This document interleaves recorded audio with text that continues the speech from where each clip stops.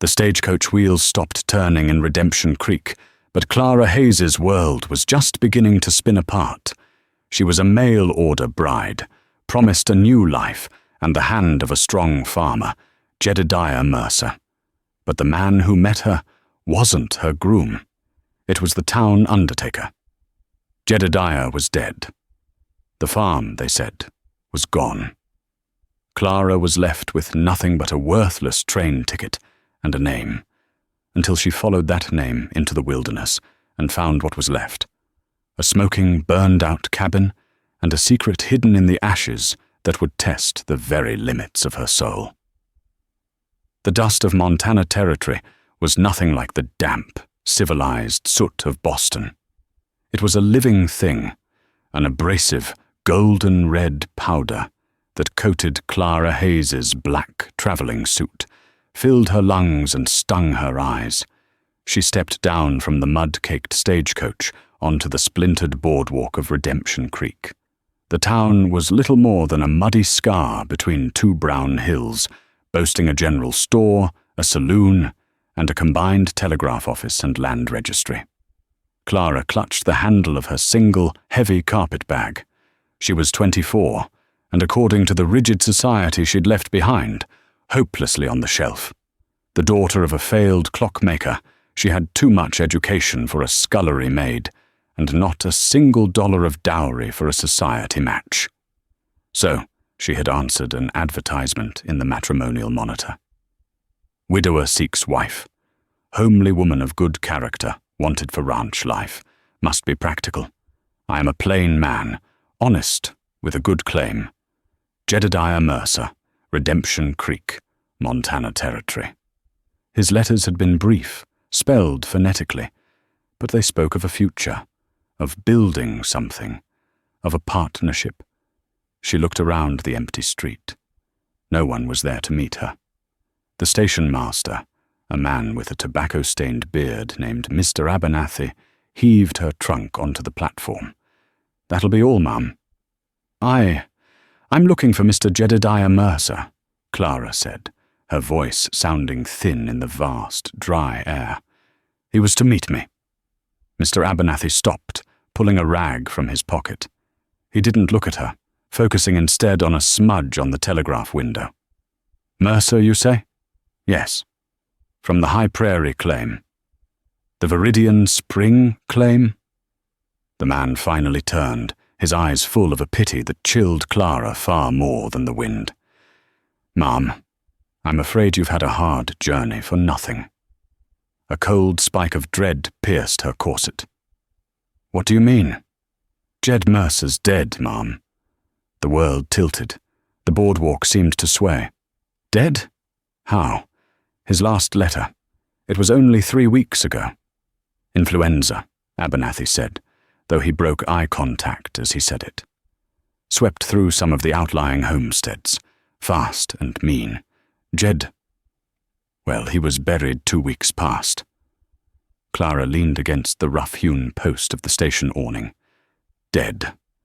The man she had crossed a continent to marry was dead. She was stranded, penniless, in a town named for a salvation she could not find. The claim, she stammered, her mind racing.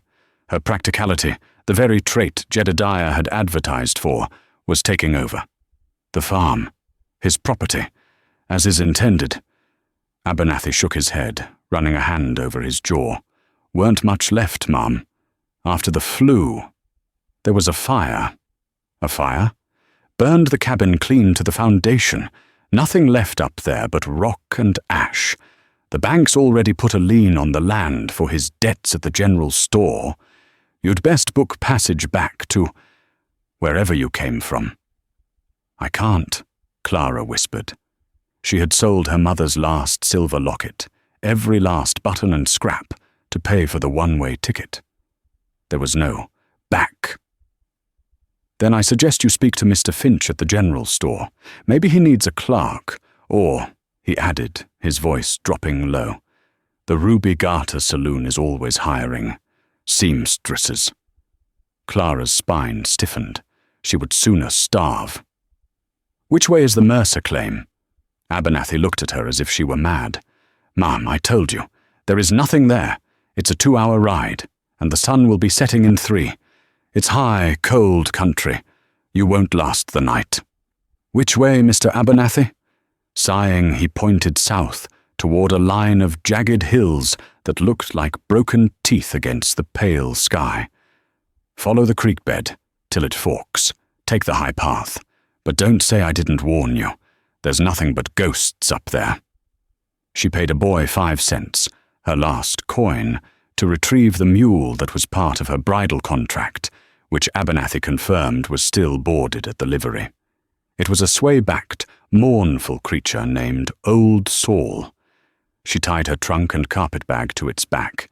Refusing all offers of help, Clara Hayes, the mail-order bride who had arrived too late, turned her back on Redemption Creek and walked toward the ashes of her future. The path was less a path than a suggestion. It wound upward, through choking sagebrush and skeletal pines. The air grew thinner, colder. Clara's thin-soled Boston boots were shredded by the scree. She was not a frontierswoman. She was a reader of books, a player of the pianoforte, a woman who knew how to starch a collar. But as the sun bled out behind the western peaks, painting the sky in bruises of purple and violent orange, she discovered a grit she never knew she possessed. It was the grit of desperation. She smelled the homestead before she saw it, the acrid tang of wet, cold ash. She rounded a final boulder and stopped. Mr. Abernathy had not exaggerated. The cabin was a charcoal skeleton, 4 low walls of blackened stone, a chimney stack standing like a tombstone, and a carpet of grey-black debris. The roof was gone. The barn beside it was a skeleton, too. Half of it had collapsed inward. This was it. The end of the line. Clara sank onto a nearby rock, the cold seeping through her suit. Tears finally came, hot and furious, freezing on her cheeks. She had risked everything for a lie. A dead man and a pile of cinders. A raven called from a dead tree, a lonely, mocking sound. The wind picked up, whistling through the ruined chimney. And then, beneath the wind, she heard another sound. A cough. Thin. Papery. Clara's head snapped up. She froze, straining her ears. It was not the wind. It was not an animal. It came again, a weak, hacking sound, followed by a high, desperate wail that was unmistakably a baby's cry. "Hello!" Clara called out, her voice trembling. "Is someone there?" The crying stopped, replaced by a terrified, absolute silence. Clara stood, her heart hammering against her ribs. Ghosts. Abernathy had said ghosts. "Please," she said, louder, moving toward the wreckage. "I'm not here to hurt you. I knew Mr. Mercer." She stepped over the threshold of the burned cabin. Nothing. Just twisted metal bedsteads and the charred remains of a table. The sound had come from the barn, or what was left of it. She picked her way through the debris, her skirt catching on charred timbers. The sun was gone, and the world was plunged into a deep, cold blue. "Hello?" She tried again, peering into the caved-in structure. A metallic click echoed in the dark. "Shh!" Click. "I see you," a voice rasped.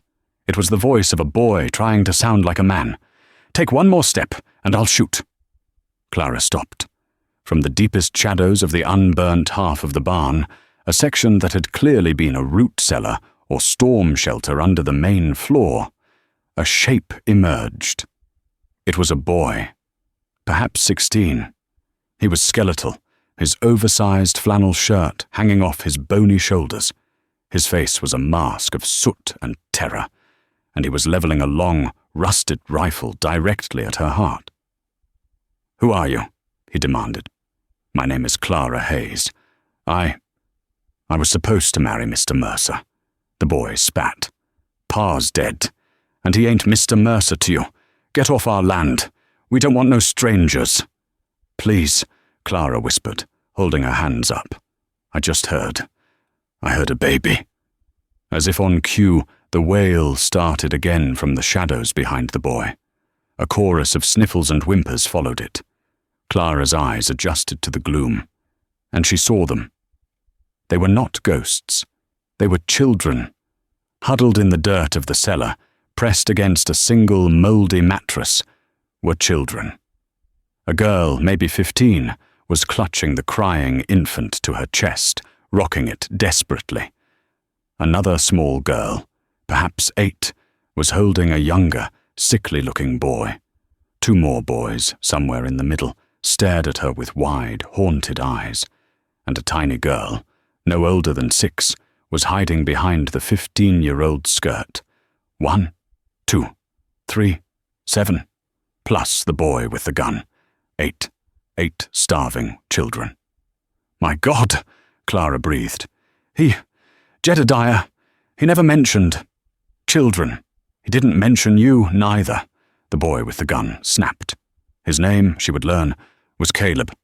The 15-year-old girl, Mary, looked up. Her eyes were voids. "Please, mister, or ma'am, we ain't got nothing to steal. Just leave us be." "I'm not here to steal," Clara said, her shock turning into a cold, fierce wave of something. It wasn't pity. It was rage. Jedediah Mercer hadn't just died. He had abandoned these children, first in his letters and now in death. Are you all his?" Clara asked.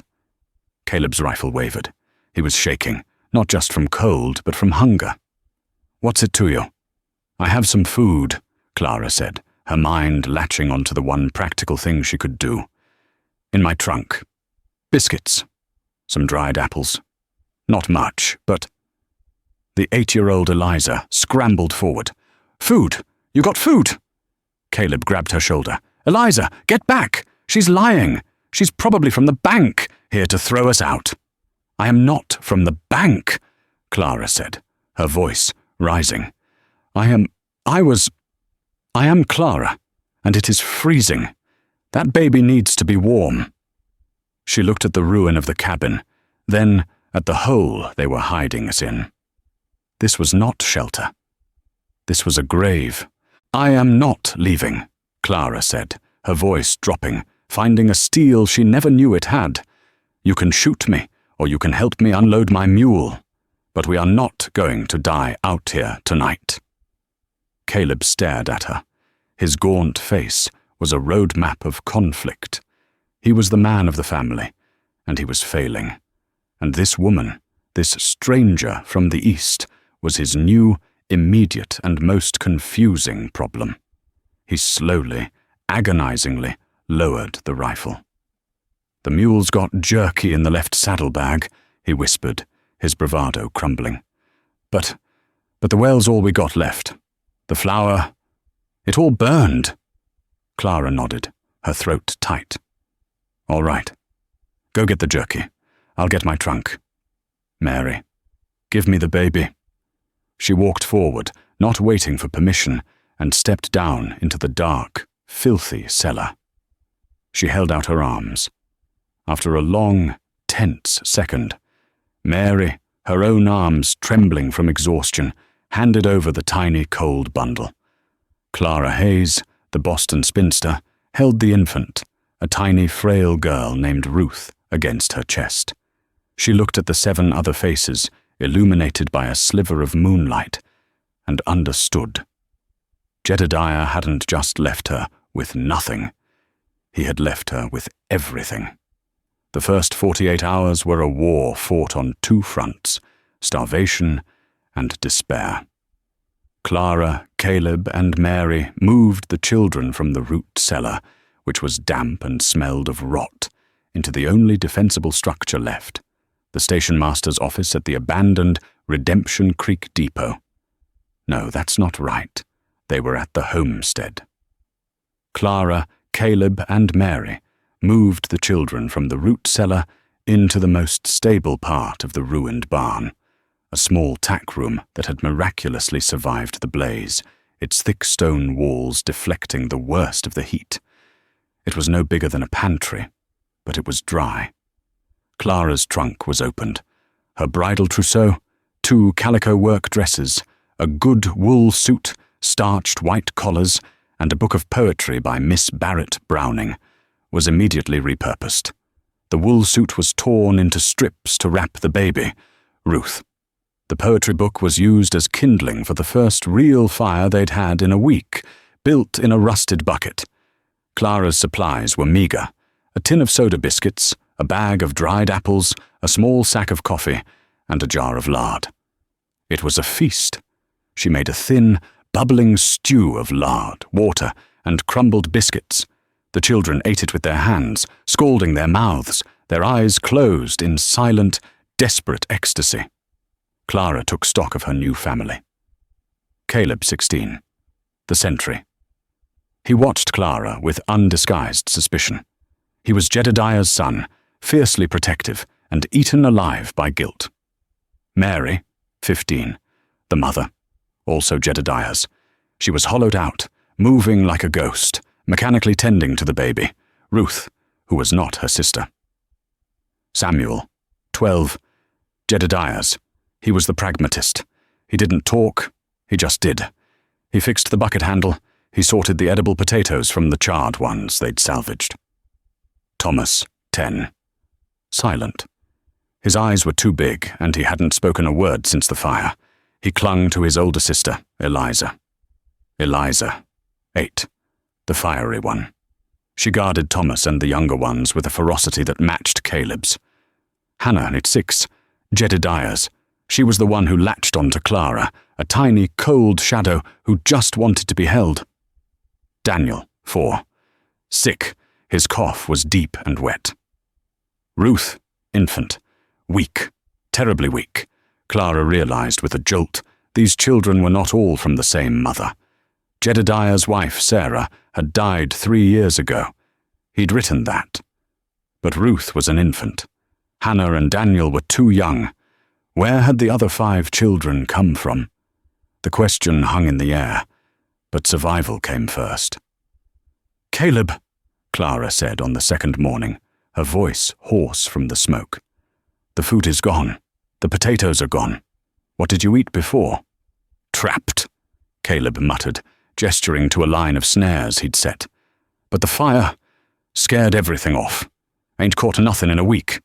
And the town? Pa owed money to Mr. Finch at the store," Caleb said, ashamed. "Finch cut him off. Said Pa was a bad risk." "And the fire?" Clara pressed, looking at the unnatural line of the burn. It had stopped just short of the well. "Mr. Abernathy said it was after the influenza." Caleb's face darkened. He turned away, busying himself with the rifle he was cleaning with an oily rag. "It was the flu." "Caleb." Clara put her hand on his shoulder. He flinched, but didn't pull away. "I am not a fool. Fires don't start themselves in the dead of winter." The boy's shoulders began to shake. He was sick. He was coughing, but he was getting better. He was sitting up. He stopped, his voice cracking. Then they came. Mr. Croft's men. "Croft?" "Silas Croft. Runs the Cross Sea Ranch, biggest in the valley. He and Pa were arguing about the spring." Clara looked out at the small, bubbling oasis near the well. The Viridian spring, the only green for miles. "Croft said the spring was on his line," Caleb continued, his voice flat and dead. "Pa said the land grant proved it was ours. Croft's foreman, a man named Lars, he told Pa to get off the claim. Pa refused." Clara felt the blood drain from her face. "That night," Caleb whispered, "Lars and 2 others came back. We hid, me and Mary and Sam, in the cellar. Pa tried to reason with them. They hit him. And then they lit the cabin, with him in it." Clara closed her eyes. Jedediah hadn't died of influenza. He'd been murdered. "The other children," Caleb finished, "they were already in the cellar with us. We've been hiding here ever since, waiting for them to come back." Clara's hands fisted in her skirts. This wasn't a tragedy. It was an execution. A rider appeared on the ridge, silhouetted against the morning sky. Caleb grabbed the rifle. "It's him! It's Lars!" Clara's heart leapt into her throat. The man just sat there on his horse, watching them. A vulture. He was waiting for them to starve, waiting for the children to die so Silas Croft could claim the land and the water, unopposed. "Get inside," Clara hissed. "All of you. Put out the fire." "He'll know we're here," Eliza cried. "He already knows," Clara said, her Boston manners falling away, replaced by something cold and hard. "He's just waiting, but we are not going to die. Caleb, give me the rifle." "You can't shoot."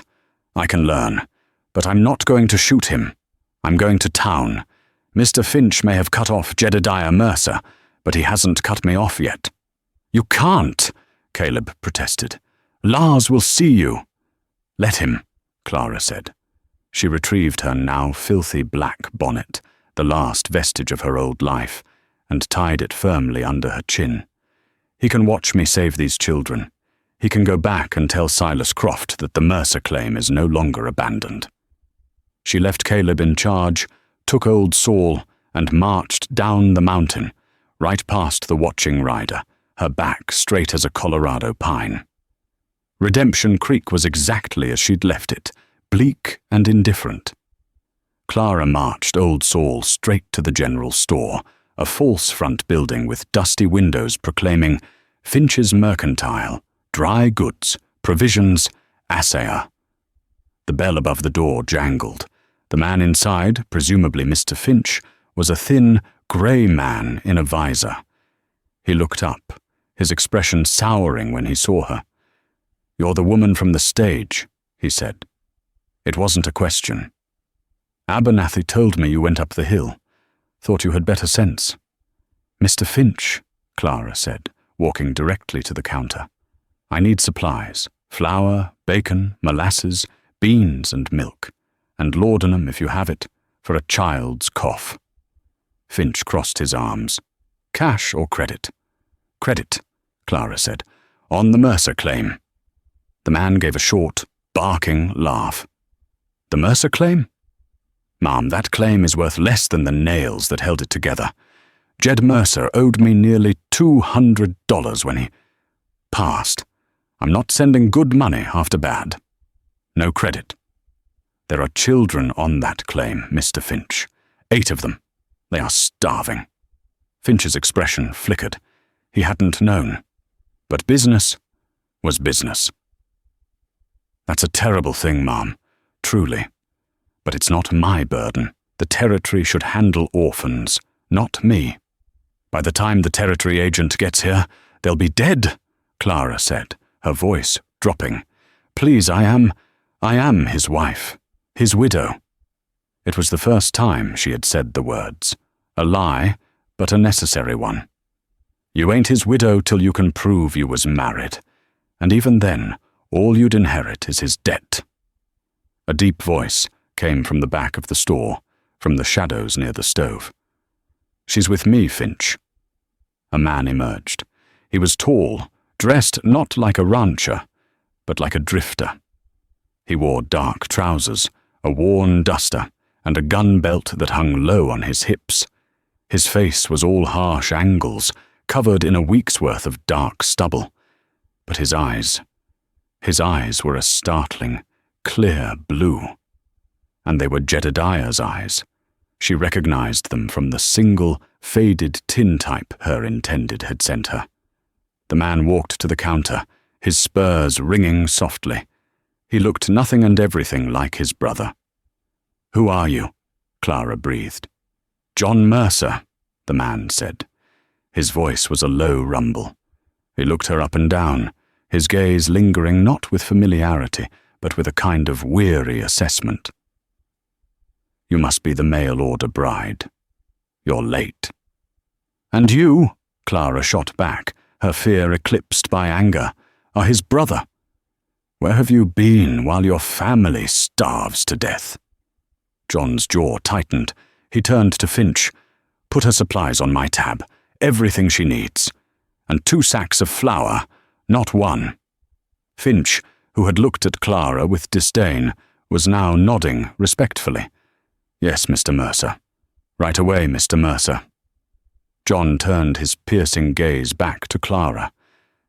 "My family, as you call them, was none of my concern. Jedediah made that clear 10 years ago. He was a fool, a pious, stubborn fool who thought prayer could stop a blizzard. He was murdered," Clara said flatly. The store went silent. Finch froze, a sack of beans in his hand.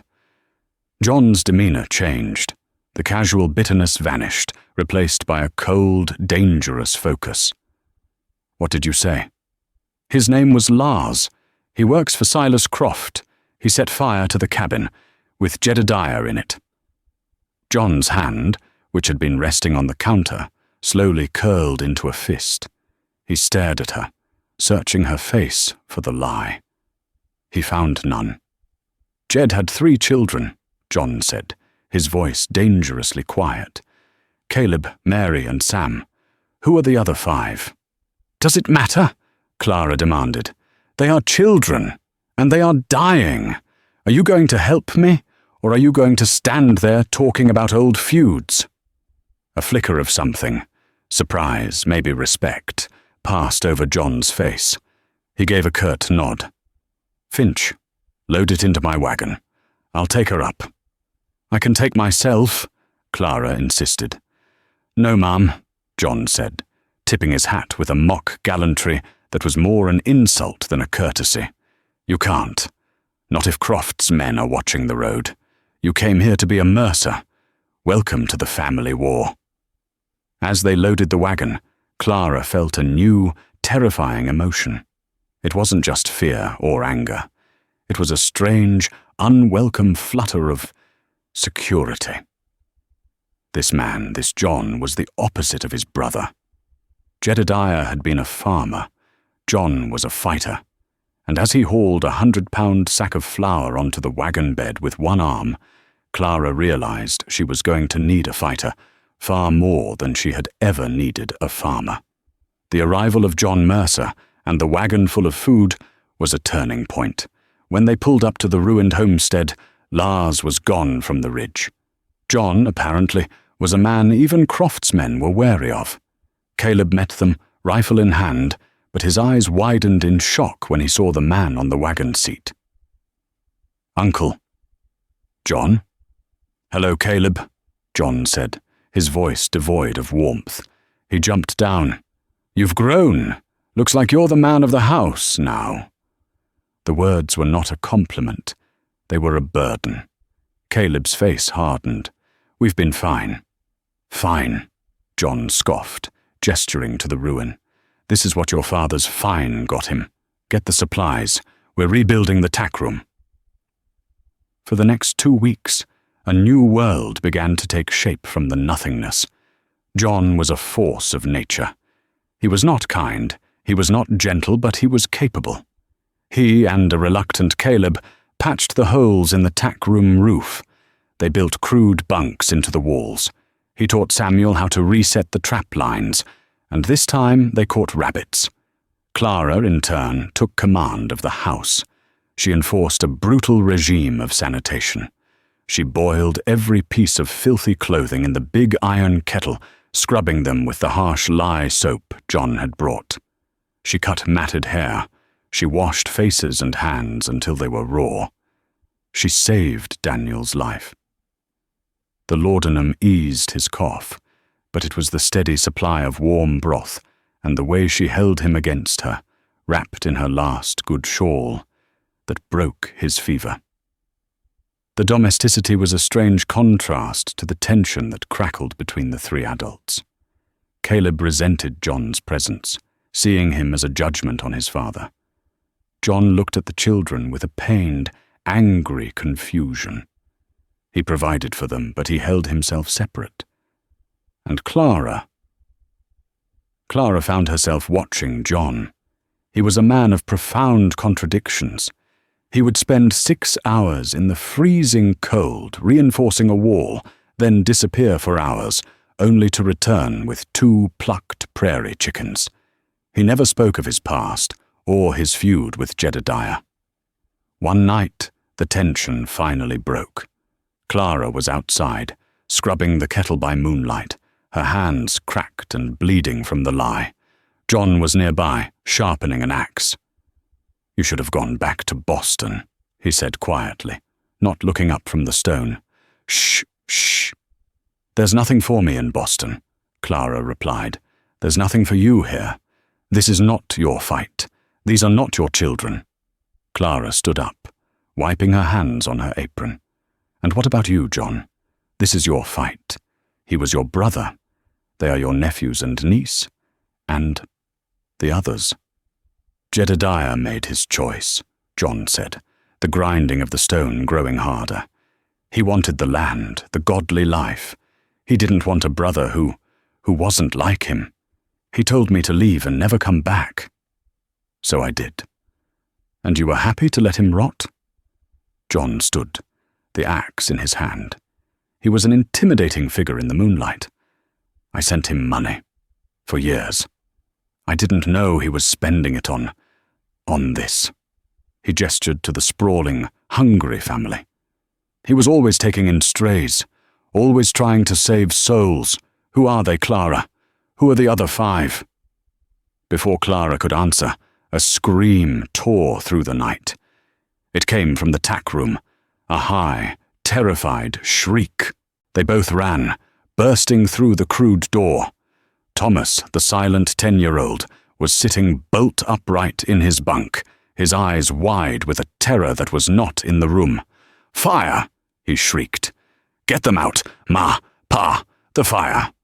Eliza was trying to hold him, tears streaming down her face. "Tommy, stop! You're dreaming! It's over!" It was the first time the boy had spoken in weeks. The nightmare had unlocked his voice. Mary, the 15-year-old, had collapsed by the door, her hands over her ears, sobbing uncontrollably. Clara rushed to Thomas, pulling him into an embrace. "You're safe, Thomas. It's just a dream. You're safe." John stood in the doorway, his face pale. He looked at Mary. "What is this, Mary?" he asked, his voice softer than Clara had ever heard it. "What happened?" Mary looked up, her face broken. The secret she had been carrying was too heavy. They're not our strays," Mary wept. "They're the O'Malleys, our neighbours, from the next claim over." Clara looked at the 5 children, Thomas, Eliza, Daniel, the baby Ruth, and one more, a girl she hadn't properly catalogued. 5. "The influenza hit them first," Mary explained, her voice catching. "Mr. and Mrs. O'Malley, they died. In one night. Pa went over, and he found the children, just like you found us, Mom." Clara knelt, her mind reeling. "Pa brought them here," Mary continued. He was writing to you. He was going to tell you he had a child. He was afraid if you knew about us, about all of us. You wouldn't come. He was so lonely. He was just so lonely." Caleb, who had been silent, spoke from the corner. "The O'Malley's cabin. It burned, too. The same night Pa brought them here. Croft's men.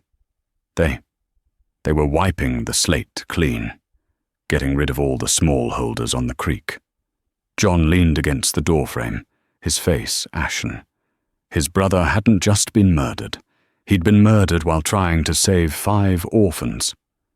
"So Jed, he died for them," John whispered. "He died for all of us," Caleb said. Clara looked at the 8 children, finally understanding. 3 Mercers, 5 O'Malleys, a broken patchwork family, forged in fire and tragedy. John looked at Clara. The wall between them was gone. He was no longer an angry drifter. She was no longer a naive mail-order bride. They were something else. "Croft didn't just kill my brother," John said, his voice a low growl of compressed rage. He tried to wipe out 2 families. He's not just a land grabber. He's a monster. "What are we going to do?" Clara asked. John picked up the axe. His eyes met hers. "Jedediah tried to fight him with land grants and prayer. I'm going to fight him a different way." The rebuilding of the homestead became a race against time. John knew Silas Croft wouldn't wait long. With the children fed and the tack room fortified, the homestead no longer looked abandoned. It looked claimed. The confrontation came 3 days later. Clara was teaching Eliza how to knead dough, a skill she herself was only just mastering when the sound of horses approached. Not one rider. Many. Caleb scrambled for the rifle. John, who had been splitting wood, didn't even flinch. He just calmly sank his axe into the stump, wiped his hands on his trousers, and unholstered the revolver at his hip. He checked the cylinder. "Clara," he said, his voice low. "Get the children inside. Bar the door. Stay away from the window." "John, you can't. Do it. Now." Clara herded the 8 children, including a protesting Caleb, into the tack room. She peered through a crack in the stone. 4 men rode into the clearing. The man in the lead was Lars, the foreman, his face scarred and cruel. Beside him rode a man in a fine black coat and a bowler hat. He was large, with a florid face and pale, dead eyes. This was Silas Croft. The other 2 were hired guns, their dusters pulled back to reveal their holsters. "Mercer!" Croft called out, his voice booming with false pleasantry. "I see you've come home. A bit late, isn't it? The buzzards already picked your brother clean." John walked out to meet them, stopping 20 yards away.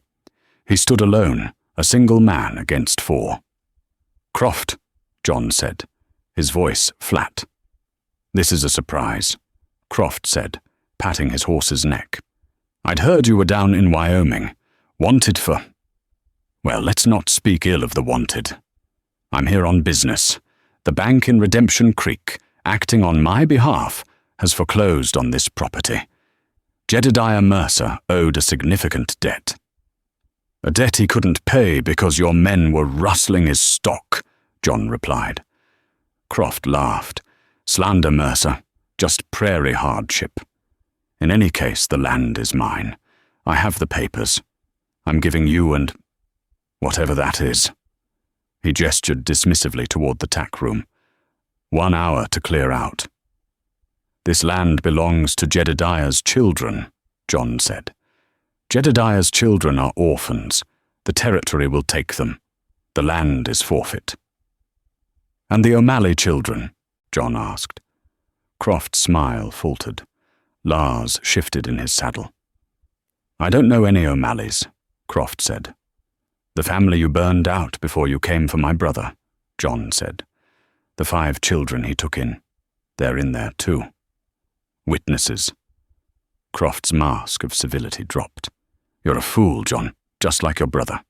He tried to fight me with paper. You're trying to fight me with... ghosts. It won't work." He turned to his foreman. "Lars, clear them out." Lars grinned and dismounted, pulling his gun. "My pleasure, boss." "No," John said. It happened faster than Clara could process. Lars raised his pistol. But John was a blur. His hand moved, the sun flashed on steel, and a single deafening crack echoed off the hills. Lars stopped. He looked down at his right hand, where his pistol was now spinning on the ground, his index finger a bloody ruin. He screamed. The other 2 gunmen fumbled for their weapons, but John's pistol was already cocked and leveled at Croft's chest. "The next one," John said, his voice lethally calm, "goes through your heart, Silas. Tell your men to back away, slowly." Croft, his face purple with rage, stared at John. He had mistaken the drifter for a farmer, a fatal miscalculation. You shot him," Croft stammered. "I disarmed him," John corrected. "I'm not a murderer, Croft, unlike your man, Lars, But I will defend this land. This is my family's land, and you will not set foot on it again." "This isn't over, Mercer," Croft spat, wheeling his horse around. "You can't watch them forever. The law will see you hang for this." "The law?" John laughed, a cold, bitter sound. "The law in Redemption Creek is you. I'm the justice. Get your man and go. And if I see you, or any man flying the Cross Sea brand, on this ridge again, I won't aim for the hand." Croft and his men retrieved the howling Lars and galloped away, leaving a cloud of dust. John stood there for a long moment, the gun smoking in his hand. He slowly lowered it and turned.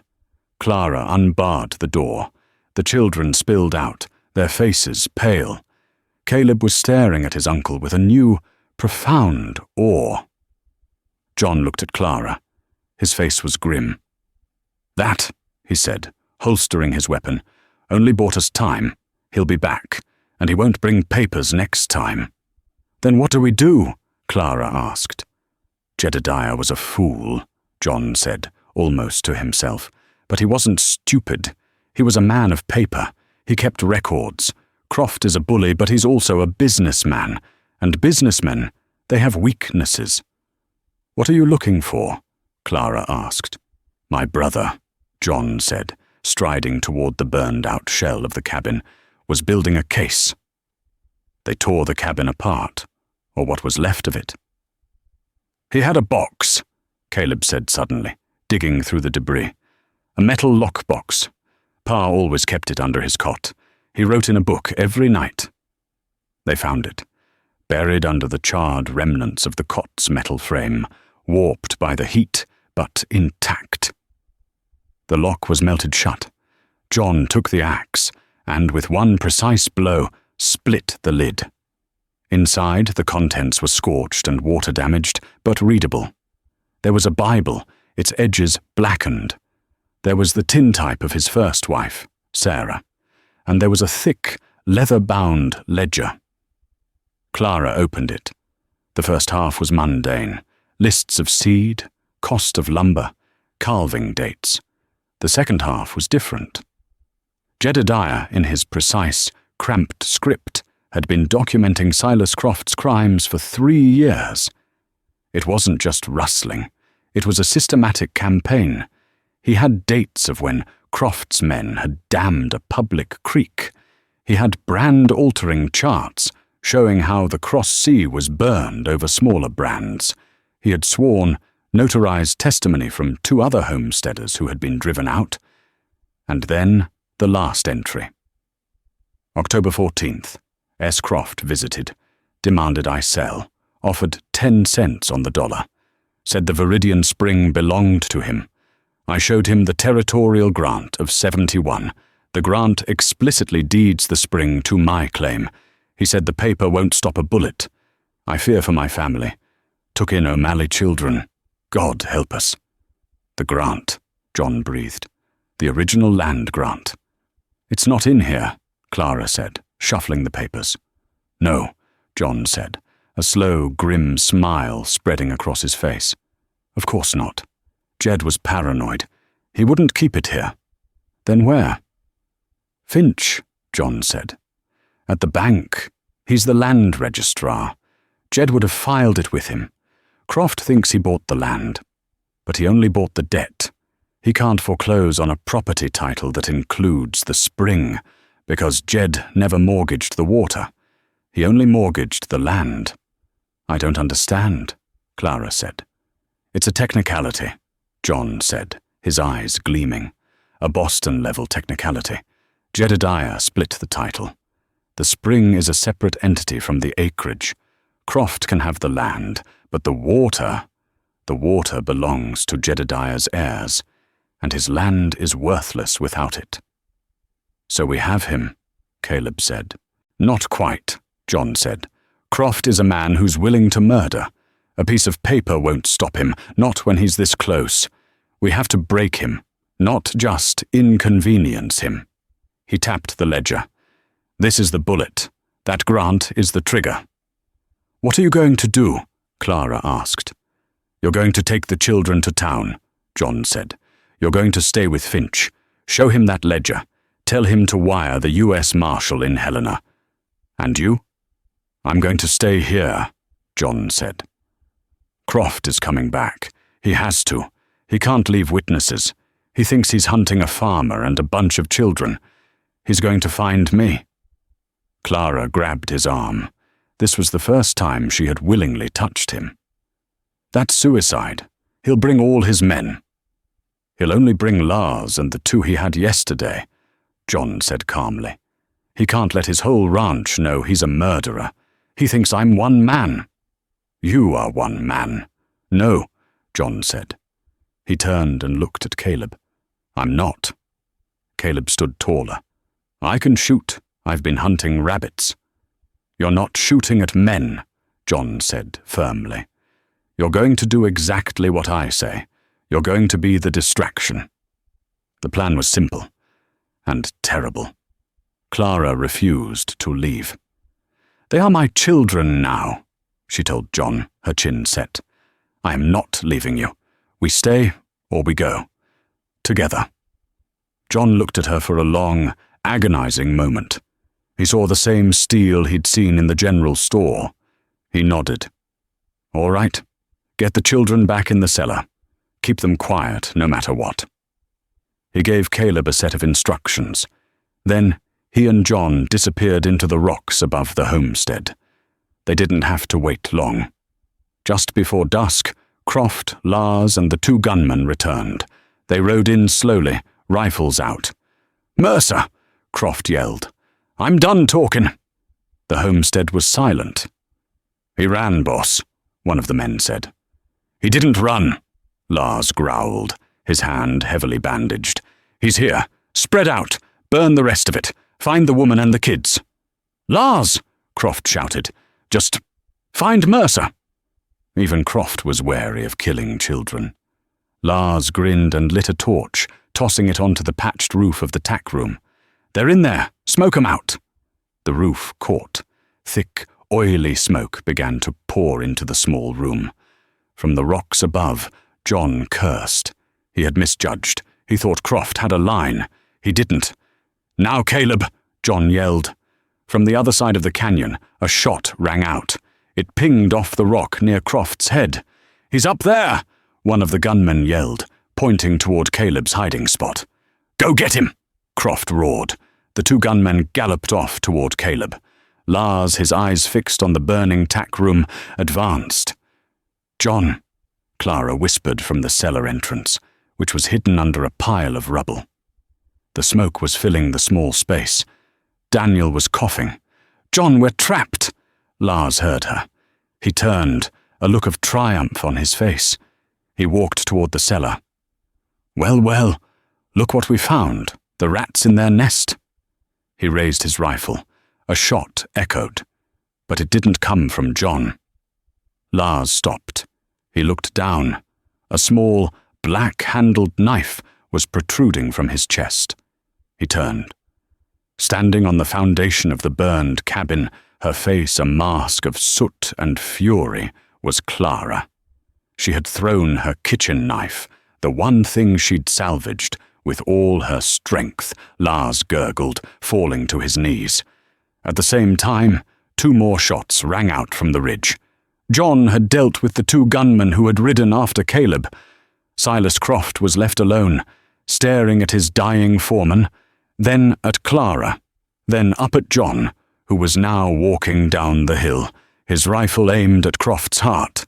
Croft, the great cattle baron, was broken. He dropped his rifle. It's over, Silas, John said. She killed him, Croft whispered, staring at Clara. She defended her children, John said. Something you know nothing about. Caleb ran out, unharmed. The children, coughing, scrambled from the cellar, Clara pulling them out one by one. They stood there, a strange, soot-covered family, staring at the man who had tried to erase them. The ledger, Clara said, her voice shaking. It's on its way to the Marshal, and so is the land grant. Silas Croft's empire, built on water and fear, collapsed. He knew it. "You'll hang for this," he said, but his voice was weak. "No," John said. "You will. Or you'll ride. Ride north, Silas. Don't stop till you hit Canada. If I ever see your face in this territory again, I'll finish what Jedediah started." Silas Croft, a man who had ruled a valley, looked at the 8 children, the fierce woman, and the gunman. He turned his horse and rode. He never looked back. Spring came to the high prairie. The snows melted, feeding the viridian spring, which gurgled with new life. The tack room was no longer their home. With Croft gone and his assets seized by the territory, the Cross Sea ranch was broken up. Redemption Creek, free of his shadow, breathed again. Mr. Finch, full of apologies, had extended them unlimited credit. John, with Caleb and Samuel at his side, was building a new cabin. Not on the ashes of the old one, but on the hill above it, overlooking the spring. It was made of fresh-cut pine, and it had 4 rooms. Clara was on the new porch, hanging laundry. It was not her laundry. It was an assortment of mended shirts and small dresses. The children were, for the first time, just children. Thomas and Eliza were planting a small garden. Daniel and Hannah were chasing a chicken. Mary was sitting on the porch step, reading from Clara's book of poetry, the baby Ruth sleeping in a basket at her feet. Clara Hayes looked at her hands. They were not the hands of a Boston lady. They were red, calloused, and strong. She looked at the nothing she had inherited, the vast, empty wilderness. John came and stood beside her. He had shed his duster. He wore the simple clothes of a rancher. He smelled of pine sap and coffee. They stood in comfortable silence for a moment, watching their world. "The marshal sent word," John said quietly. "Croft was seen in Alberta. He's not coming back." "Good," Clara said. "Finch also sent this." He handed her a letter. It was from Boston, from her old landlady. It was full of pity for her failed venture. Clara read a few lines and laughed. She tore the letter into pieces and let the wind take them. "You came all this way for Jedediah's lies," John said, his voice soft. "No," Clara said, looking up at him. His blue eyes, once so cold, were now her only anchor. "He lied to me about who he was, but he told the truth about what I'd find." "How's that?" "He promised me a partnership. He promised me a chance to build something. I thought he meant with him. But he meant this." She gestated to the children, the new cabin, the endless sky. "He said he was a plain man," Clara whispered. "But he left me a kingdom.